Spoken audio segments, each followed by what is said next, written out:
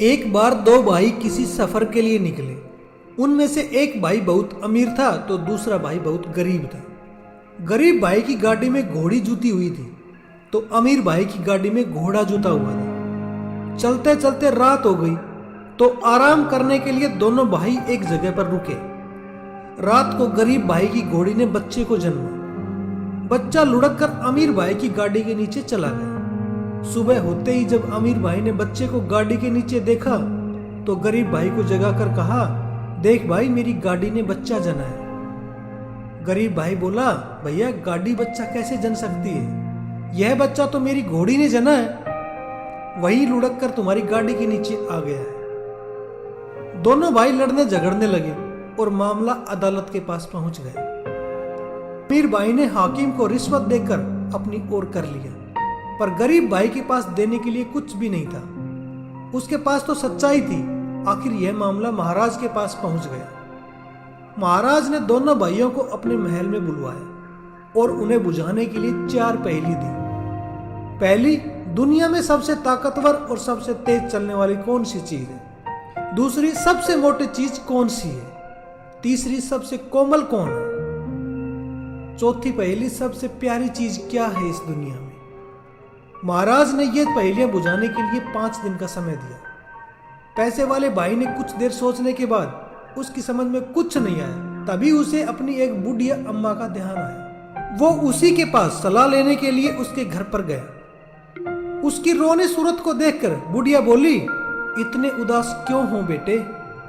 क्या बताऊं अम्मा, महाराज ने मुझे बुझाने के लिए 4 पहेलियां दी है और समय दिया है 5 दिन का। मुझे बताओ तो मैं भी सुनूं कौन सी पहेलियां हैं वो। अच्छा तो सुनो, पहली पहेली है, दुनिया में सबसे ताकतवर और सबसे तेज चलने वाली कौन सी चीज है। अरे ये भी कोई पहेली है। मेरे पति की भूरी घोड़ी से ताकतवर कौन हो सकता है, और तेज तो वो इतनी चलती है कि खरगोश से भी आगे निकल जाए। दूसरी पहेली सुनो, सबसे मोटी चीज कौन सी है। अरे यह है हमारा सूअर, जिसे हम 2 साल से पाल रहे हैं। वह अभी से इतना मोटा हो गया है, अपने पैरों के बल खड़ा भी नहीं हो सकता। तीसरी पहेली, दुनिया में सबसे कोमल चीज क्या है। पैरों का बिछोना। जाहिर है कि उससे अधिक कोमल और किस चीज की कल्पना की जा सकती है। अच्छा अब आखिरी पहेली भी सुन लो, दुनिया में सबसे प्यारी चीज कौन सी है। बुढ़िया माँ बोली, मेरा पोता सूरज, वही है सबसे प्यारा। भगवान तुम्हारा भला करे, मैं आजीवन तुम्हारा आभारी रहूंगा। तुमने मुझ कम अकल वाले को अकल दी है।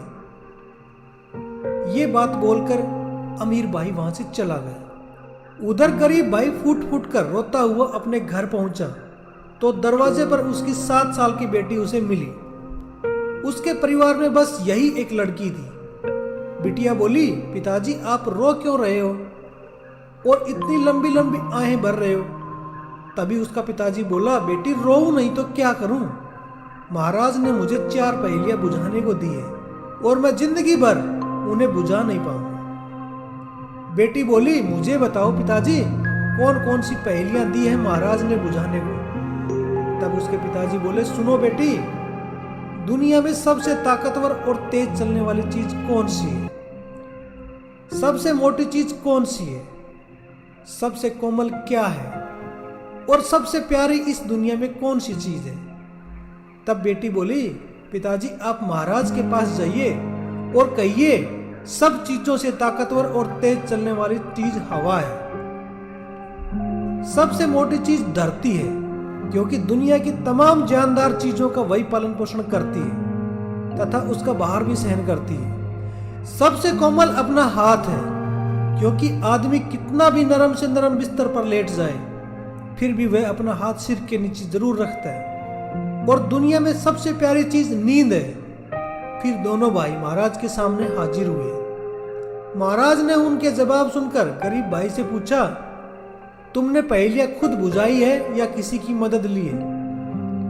महाराज, मेरी एक बिटिया है 7 साल की, ये जवाब उसी ने बताए हैं। तब महाराज बोले, अगर तुम्हारी बिटिया इतनी बुद्धिमान है तो ये लो रेशम का धागा, उसके पास ले जाओ और उससे कहो कि कल सुबह तक इस धागे से मेरे लिए एक कामदार तौलिया बुन दे।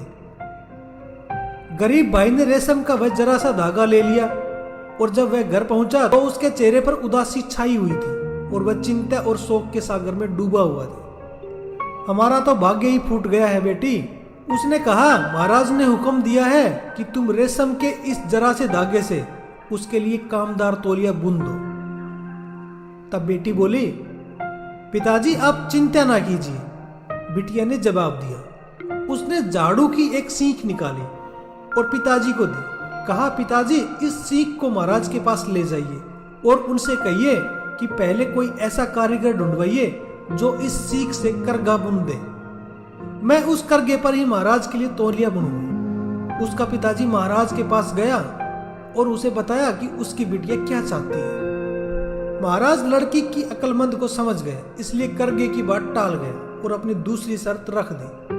गरीब आदमी को 150 अंडे देते हुए महाराज बोले, ये अंडे अपनी बेटी को देना और उनसे कहना कि कल सुबह तक इन 150 अंडे से चूजे तैयार कर दें। गरीब आदमी घर लौटा तो पहले से भी ज्यादा दुखी और निराश नजर आ रहा था। अब क्या होगा बेटी, एक मुसीबत टलती नहीं कि दूसरी तैयार रहती है। इतना कहकर उसने महाराज का आदेश अपनी बेटी को सुनाया।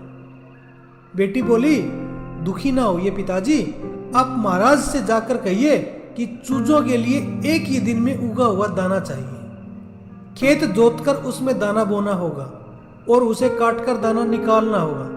सो यह काम एक ही दिन में पूरा हो जाना चाहिए, नहीं तो चूजे उसे छुएंगे भी नहीं। महाराज मन ही मन लड़की की अक्लमंद का लोहा मान गया, पर बोला, अगर तुम्हारी लड़की इतनी ही बुद्धिमानी है तो उससे कहना कि कल सुबह वह स्वयं यहाँ आकर, मगर इस बात का ध्यान रखे कि वह ना तो नंगी हो और ना ही कपड़े पहने हो, ना ही पैदल हो और ना ही घोड़े पर सवार हो, ना तो कोई भेंट लेकर आए और ना ही बिना भेंट किए आए।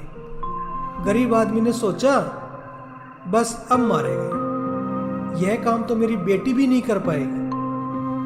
लेकिन बिटिया बोली, दुखी ना होइए पिताजी, आप जरा शिकारियों के पास जाकर एक जिंदा खरगोश और एक जिंदा तितर ले आइए। तब उसका पिताजी शिकारियों से एक जिंदा खरगोश और एक जिंदा तितर खरीद लाया। अगले दिन मुंह अंधेरे लड़की ने अपने सारे कपड़े उतार दिए और मछली पकड़ने वाला जाल ओढ़ लिया, तितर हाथ में लिया और खरगोश पर सवार होकर महाराज के महल की ओर चल दी। महाराज उसे महल के फाटक पर ही मिला। लड़की ने महाराज को झुककर प्रणाम किया और फिर बोली, महाराज मैं आपके लिए यह भेंट लाई हूं। इतना कहकर उसने तीतर को आगे बढ़ाया, लेकिन महाराज उसे लेना ही चाहता था कि वह फुर से उड़ गए। बहुत ठीक, महाराज ने कहा, मैंने जैसा हुक्म दिया था तुमने वैसा ही कर दिखाया। अब तुम मुझे बताओ कि तुम्हारा पापा तो बहुत गरीब है, फिर तुम अपना पेट कैसे भरते हो? लड़की बोली, मेरा पापा सूखी जमीन पर मछलियां पकड़ता है, वह पानी में जाल नहीं बिछाता। मैं अपने पल्ले में भरकर मछलियां घर ले आती हूँ, फिर उनका शोरबा बनाती हूँ। इस बात पर महाराज गुस्से में बोले, मूर्ख लड़की, सूखी जमीन पर मछलियां किसने देखी हैं? वो तो पानी में रहती है। तब 7 साल की बिटिया बोली, महाराज आप तो बड़े बुद्धिमानी है ना। लड़की ने व्यंग किया, आपने क्या कभी गाड़ी को घोड़े का बच्चा जनते देखा है? उसके बाद महाराज उस बिटिया का जवाब सुनकर आश्चर्यचकित रह गया और उसने घोड़ी का बच्चा गरीब भाई को दिलवा दिया। लड़की की बुद्धि को देखकर महाराज अत्यंत खुश हुए और उस गरीब आदमी को सोने चांदी से भरी एक पोटली दी। वो गरीब आदमी और उसकी बेटी खुशी खुशी अपना जीवन व्यतीत कर रहे हैं। एक बुद्धिमानी बिटिया की कहानी आपको कैसी लगी? कमेंट कर कमेंट बॉक्स में जरूर बताएं। वीडियो पसंद आई हो तो वीडियो को लाइक और अपने दोस्तों में शेयर करना बिल्कुल मत भूलिएगा। और चैनल को अभी तक आपने सब्सक्राइब नहीं किया है तो चैनल को सब्सक्राइब जरूर कर लें। बगल वाले बेल की घंटी को भी दबा दें ताकि मेरी आने वाली हर नई वीडियो की नोटिफिकेशन आपको मिलती रहे। वीडियो को आखिर तक देखने के लिए आपका